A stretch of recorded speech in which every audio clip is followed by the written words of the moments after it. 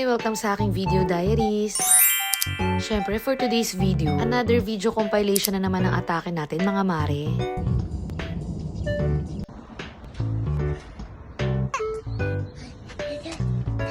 Don't touch, ha? Ayan, for the bonding muna ang mag-ama. Habang may nilalakad ako, si Brisa naman ang karga ko. Tapos si ate naman nasa school. Snake? Don't touch, oh. No. Ay! Why, mommy?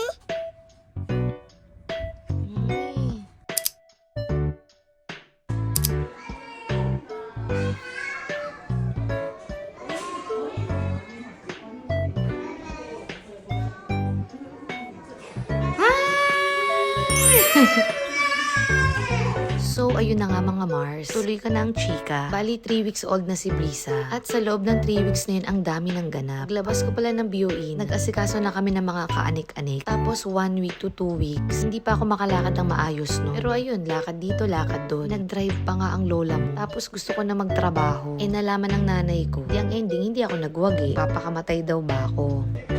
Baba na dyan, baba. Ang laki ng mata. Baba, please. Ang laki ng mata mo. Good job. Tinan ko ka mata. Kaya ngayon, ganito ang atake namin.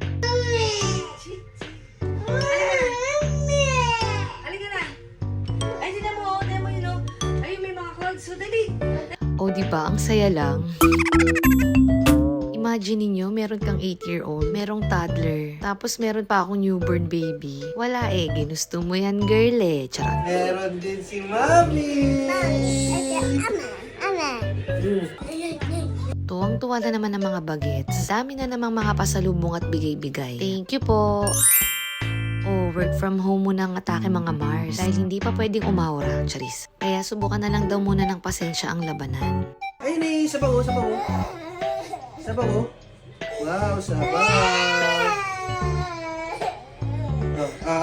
Dali. Ano, kaya nyo pa? Anak pa more.